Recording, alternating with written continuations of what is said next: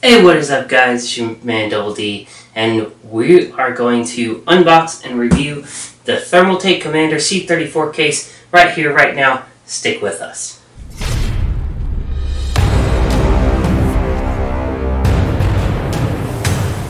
Alright guys, let's crack open this box. Let's pull out this Commander C34 and see what we have to work with for the Prelude PC. So let's get started. First, upon opening the box, you see the standard case encased in styrofoam. So we're going to do the nice little upside down trick.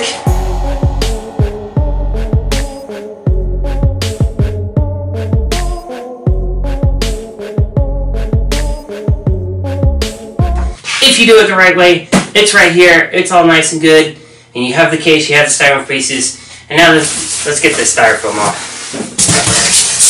There's a 1. Tilt the case slightly. There's a 2.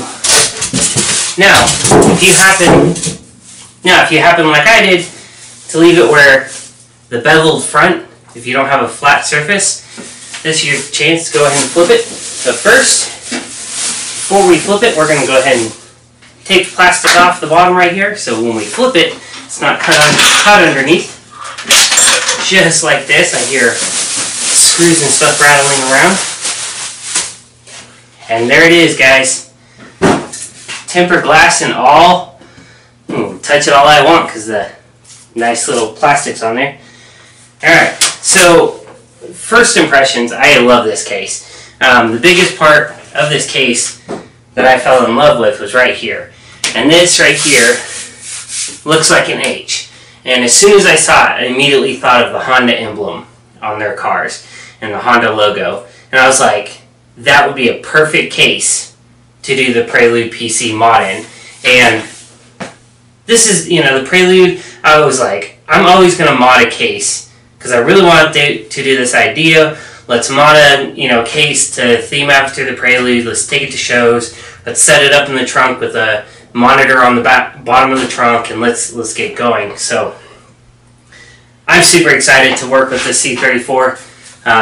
Huge thank you to Thermaltake for sponsoring this project, and let's crack into this baby, shall we?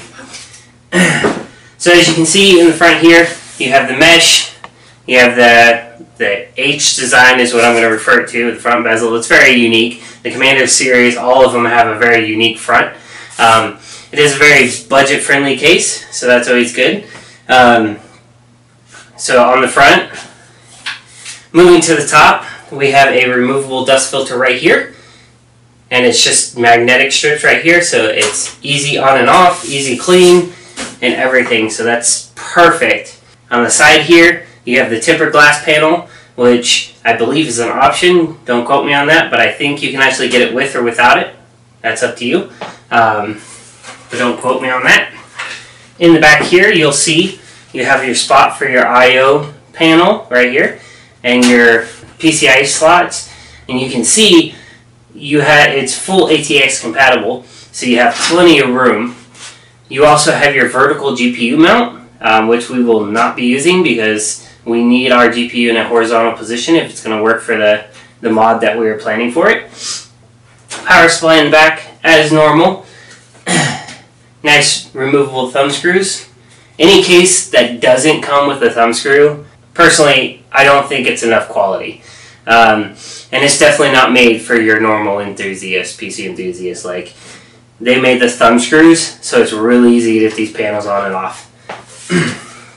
So let's take a look on the inside. Let's go ahead and take one thumb screw out here in the top. We'll take 2, just like so. Set them right there with the user manual. And let's carefully take this tempered glass panel off, and let's take a look. Alright, so it's fairly standard for how this hooks on. You basically have the little U channel here that slips around this edge, and then you have a top bracket and bottom bracket that kind of fit in between the 2 panels to support it, and then you have the 2 thumb screws to attach it. So that's good. We're going to set this to the side. Alright, so looking inside, it's pretty good. You got one 120mm fan here in the back. That's nice. And then you have two 200mm fans. And the fans in the front are RGB fans, so that's fantastic.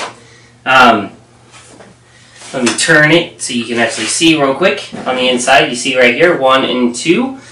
That's really great. It's probably hard to see. I'll throw some shots, a close-up shot in here though. But you actually have a bracket that holds this in, and it's actually made so you can put your 120s, your 140s, your radiators, and it just fits really nicely on this bracket.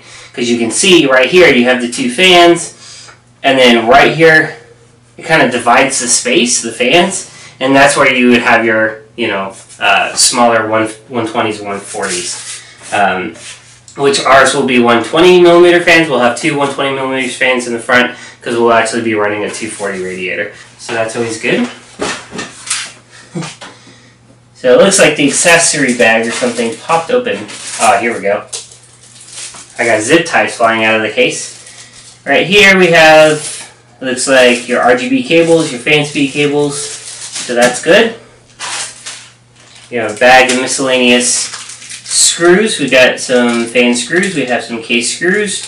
We have the little PC speaker, if that, the all-important beep on boot up is important to you. You got your motherboard header front I/O cables. Let's go ahead and take these twisty ties off here so we can undo this. This is kind of nice. Not the twisty ties, but what's in this bag, which the bag was broken, so I didn't drop it on purpose. So right here you have your power supply bracket right here. You mount your power supply to this, you take it around the back, slide your power supply in, screw the bracket to the case. I always love when case manufacturers do this, and you don't have to try to oh, how am I going to put my power supply in? Do I got to try to do it from the back and slide it into place and then screw the power supply? I always love it when case manufacturers take the time to make a simple little bracket like this. It's small bracket. It's not a lot. But this right here enables installing a power supply into a case, especially a case with a shroud like this one. Super easy. Makes it so much easier.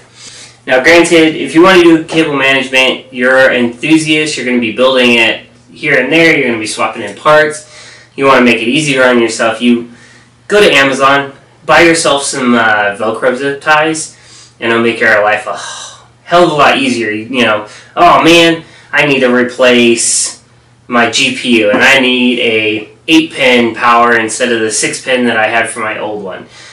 Okay, well let's undo the Velcro, those zip ties, run the new cable, zip tie them back together, and you don't have to worry about cutting these off, running another one around, zipping it, and it just, it just makes it a whole lot easier. I am not planning to do much painting to this case. I am going to paint it the teal to match the Honda Prelude that I have in our concept. So that should be fun. If you don't paint this case, I will have to say the powder coat. That's what I'm thinking of. So I'm pretty sure all these pieces are powder coated. It's a really nice finish. So it's not a gloss finish. It's maybe like a high satin finish, and then it's got kind of a texture to it. And I will have to say, just from one of the mods that I did way back in the day, when I had it powder coated, I went with the textured finish because it's more resistant to scratches, scuffs, fingerprints. You just don't notice them a lot, and you have just a more durable, reliable finish. So I love when case manufacturers give that texture, especially with black, because black is really easy to see scuffs, scrapes, and everything else. Super, super excited with that. Okay, so moving on to the inside, we have your space for your ATX motherboard right here. You got a plenty big cutout right here to route cables, access your back CPU cooler bracket, so that's always handy. Oh look, more zip ties. They're coming out of the woodwork. It's support for your GPU. If you mount it in the vertical I'm going to take this out because I'm obviously not doing the vertical mount. And yeah, so that's going to be good. You have a nice space right here. And it looks like, yep, so you got 2 spots on the backside for SSDs, but we'll go ahead and pop that panel and look at that. The front is fairly straightforward. You have a cutout right here to route cables up to the motherboard. So that's great. You have a cutout right in the bottom here, mesh cutout, so you get plenty of airflow down through there through the power supply. Plenty of air coming in through these 200 millimeters. There is definitely plenty of space for this custom loop. You have plenty of empty space here. You have these holes here, which I don't know if they're made for it, but these would make great mounting points for a pump, a reservoir, anything like that. It's got a big old cutout right here, so plenty for radiators, fan thickness. You can even, you know, mount your pump in the bottom if you wanted to and still have plenty of space. There's a lot of space underneath. There is a hard drive bracket down here in the bottom if you choose to use it. But yeah, that's pretty good. Alright, let's move to the back side. Let's go ahead and get the panel off here. 1 thumb screw.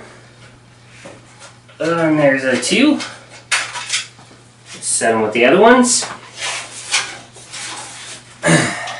What's kind of handy is when they give you that little lip on the panels like that, and you just give it a slight tug, and off it comes. Set that to the side. Alright, let's flip this baby around, and let's take a look. As you can see, they've already kind of done some of the cable management for you. I like when they kind of like, manufacturers bundle the cables pre, and they were like, okay, well, you know, you got the top I/O, you know, stuff, you got your your headphone jack, your power button, all those wires. Well, we're just going to route them in the, you know, the most common way, and then, you know, route them under so you can actually plug them in as needed. And then, of course, right here are these 2 fan cables right here, coming from the 200 millimeters, and they've already kind of routed them because right back here is a fan controller. It's very simplistic, basic particle board design. You got RGB switch right there, which that runs to here, and you actually have an RGB button on the top, and it's got a couple features, and we'll go into that when we switch to the top, and I'll show you the actual buttons. Let's see, what else do we got? We got 5-volt connection for RGB. These are your 12 volts. And it looks like they even give you a jumper connection for this. But you can always plug in, you know, another RGB fan right there if need be. And you can have an LED out. So if you have LED strips, you can go ahead and plug that in here and run your LED strips off the same controller. So we got 2 hard drive brackets right here. You have the one in the bottom right here. Yeah, 2 2¼ These look like they can hold a bigger bracket. So you have the big standard hard drive, 1, 2, and 3 spots for 2 SSDs. Or if you're running like a NZXT lighting setup or something like that, you can mount the controller back here if you don't want to see it. So that's the case. That's Thermaltake Commander C34. It's a great case. It's nice and rugged. It's, you know, basic. It's kind of on the budget line of the Thermaltake case. It's not, you know, one of their GT cases or anything like that. But it's still a solid case. The Commander series has several different looks in the front. The cases inside are basically the same, and they actually have the versions in white too. So if you like the case, if you like our review, go ahead and subscribe. If you like the case, I'll leave a link in the description on where you can pick one up. I'll leave an Amazon link for the case, and thanks for sticking with me, and I'll catch you in the next one.